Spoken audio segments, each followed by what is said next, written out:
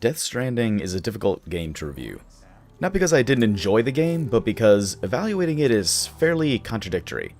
After all, how can I recommend a game I genuinely enjoyed when there are such glaring issues with its game design and pacing? I can't easily answer that question, but what I can do is explain why I enjoyed Death Stranding and why you should probably not purchase it yourself. Death Stranding was developed by Kojima Studios, headed by the big man himself, Hideo Kojima, and this project carries the same flair you might be accustomed to. Not because the gameplay is similar to the Metal Gear series, but because the tropes he often uses are just so noticeable. This is a double-edged sword, because while it's absolutely something fans of his want, it's also something detractors will immediately recognize without even having to touch the game. This game will not convince them it's worth their time if they were to give Kojima Games a shot. So who is this game really for? I would argue that if you want to enjoy this game, you must be a big fan of Metal Gear Solid 4 and Euro Truck Simulator simultaneously. As much of a meme as that is, it's honestly the only way I can recommend the game. Your enjoyment hinges on enjoying Kojima's direction, accepting long cutscenes, and finally, liking a monotonous gameplay loop. Just like Euro Truck Simulator, you may feel serenity doing minimalistic action over time, like the gameplay equivalent of Zen meditation. It can be calming to zone out, walk around gorgeous environments, and track how you navigate between point A and point B. I found myself listening to podcasts I hadn't caught up on while doing side quests in this game, as there are long stretches of walking that require little focus and have no action or plot to speak of. This is the gameplay loop for the most part. You're given a package to deliver to a distant location and must get it there with as little damage as possible. Once you accept a mission, you can choose a loadout of equipment and supplies, all of which take up actual space on your body and add weight, thus slowing you down. You then travel with the delivery and the supplies to the destination, occasionally having to avoid BTs, ghosts, and mules, bandits, using tools such as ladders and ropes to traverse dangerous terrain. Once you arrive, you're given a ranking. Aside from scripted events and bosses, all combat and interactions with enemies are optional or avoidable. Watch this clip for an example of what to expect.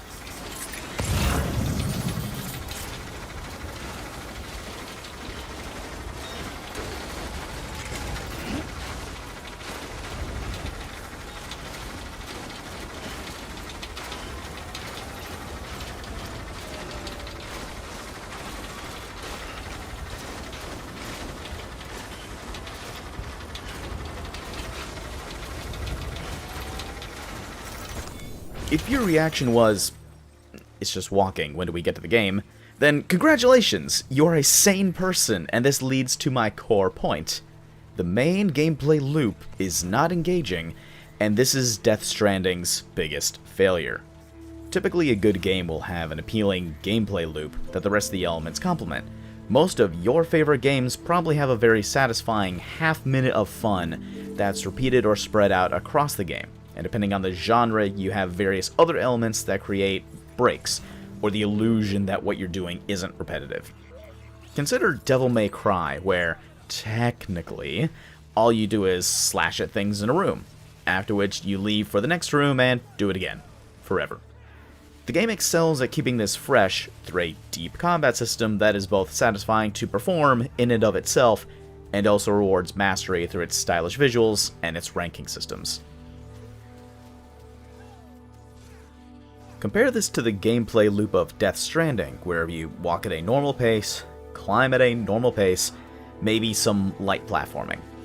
Don't get me wrong, there are combat segments, stealth segments, and even boss battles to be had. Yet, those make up a significantly smaller portion of the game in comparison. To put this in perspective, an open-world RPG, let's use Skyrim for example, once you travel to a town, you can fast travel to it from that point forward, and you'll spend most of your time actually fighting, questing, or talking to NPCs. While you do spend a good amount of time traveling, it is but a brief interlude between the actual content, an intermission between acts. Death Stranding has decided to make that intermission the main act of the game. So while some of the action segments are exciting, and the sneaking sections with the ghost-like BTs are tense, you have to play for hours upon hours just to get to a few of those interactions. Most of these areas you are encouraged to avoid though, because of the risks involved. In summary, that is hours of boring gameplay, not hours of cutscenes, so you have to actively pay attention to what amounts to filler. On the subject of cutscenes, where do I even begin? The bright side is that the characters are very unique and entertaining. The world is constantly being built and fleshed out in most scenes, and Kojima's trademark attention to detail and quirkiness are on full display. However, almost every single cutscene and dialogue will have extended exposition dumps that range from "what the fuck are you even talking about?" to "what relevance does this have to the story?" to "I already knew all of this, please get to the point." Character dialogue is stilted and overly meticulous, to the point where it feels like they're going out of their way to be interesting or fit their character niche. The way they discuss the plot points feels like they've read the script and the director's notes. At times it feels like they're just feeding you cliff notes on what themes you missed along the way. Amelie, the protagonist's sister and the person you are trying to rescue, in particular, has some of the worst dialogue in the game. It's difficult to tell how serious the game takes itself when they say the dumbest things with the straightest delivery possible. The most likable characters in the game are the ones who have the least dialogue, and I say that as a fan. Let's clear the air a little. I've talked almost exclusively about the negatives, so here are the core reasons I enjoy Death Stranding. I enjoy world building, being confused early on in any media, and in this particular game, I enjoy the aspects of socializing with the community, even though it's very asymmetrical. Death Stranding also has an online element called the Chiral Network, where items and structures of other players will show up in your world once you have completed a mission in that area. This is very helpful, as people can leave ropes, bridges, shelters, generators, and signposts to assist in your own game. Using any of these generates likes for that user, and you can give them more likes as thanks for their help. Getting likes increases your overall ranking and level, giving you in-game benefits like access to more structures, more health, and higher carrying capacity. So you're encouraged to place your tools and structures in places that would benefit as many people as possible. Giving extra likes to structures is a good way to indicate that it's useful, so other players will know that items with many likes are hotspots for them to place more things there too. You can even contribute materials to fix incomplete or damaged items so that the whole community can use it, namely roads that let you skip over entire sections of the map while also charging your electric vehicles. That social element is what made the game feel worth my while. I spent hours just wandering around farming for extra materials so I could help out other players. You can even make deliveries on behalf of others, for which you'll receive an extra cut of the rewards for assisting them. This didn't really click for me until at least 10 hours in. I spent 2 hours of cutscenes and 7 hours of walking before the really useful and interactive elements I mentioned above begin to even appear. This is also when the plot began to finally register with me as well. This is where I have to get off the hype train before it derails. No matter how much I enjoy a game, I can't tell you with any sincerity, "Oh man, you just gotta play a walking sim for 8 hours and watch a 2-hour movie where nothing makes sense. Then you get a fucking great game, dude." This isn't hyperbole either. This is probably one of the first true walking simulators I've seen, as there is so much taken into account for how you walk that it's absurd. You have to keep your balance by using the left and right triggers on the controller to sway either direction if you're carrying anything more than half max weight. And if you aren't on New Game Plus, it is almost guaranteed to happen. You have a scanner to specifically show you which ground elevation is suitable, and your character has momentum and cadence with their steps. meaning if you are going downhill, you'll start tripping over your own feet just like an actual person would. As much as I commend the fantastic motion capture work for the immersion and realism it creates, it makes the act of walking very tedious, meaning you can't just decide to not pay attention.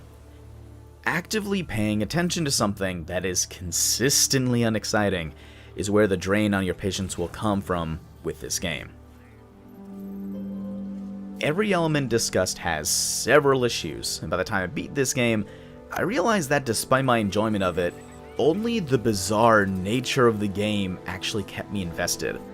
The plot is surreal and absurd, as are the characters, and the many other odd choices the game makes. Like, you have a constant supply of monster energy drinks in your safe house for the first half of the game. This would be funny as a one-off joke, but it's always there, and it has gameplay relevance because it increases your max stamina when you drink it. Beyond that, you have a canteen on your person that is full of monster energy, and it converts rain and river water into the drink, replenishing your stamina gauge as well. This was definitely a choice by Kojima, and as much as I think the guy is a master of his craft, I can't help but scratch my head at this. The game breaking the fourth wall almost always seems to be for self-satisfaction, where Kojima promotes his own brand or the products of people who make cameos in the game. No joke, Guillermo del Toro is a major character in this game, and you can find a log mentioning his film, The Shape of Water. He straight up tells you that he highly recommends it and that you should watch it sometime. Don't even get me started on Jeff Keighley being in this game. That whole thing is a mess I am not touching. In summary, if you enjoy long stretches of walking, convoluted cutscene, and a social aspect that involves no multiplayer interaction to speak of, then perhaps give it a try. But if you don't check all three of those boxes, I'd give this a pass, and just watch a Let's Play instead. Gorgeous graphics and recognizable names don't make up for core issues with gameplay, and this will probably go down as the most high-profile example of that in recent history.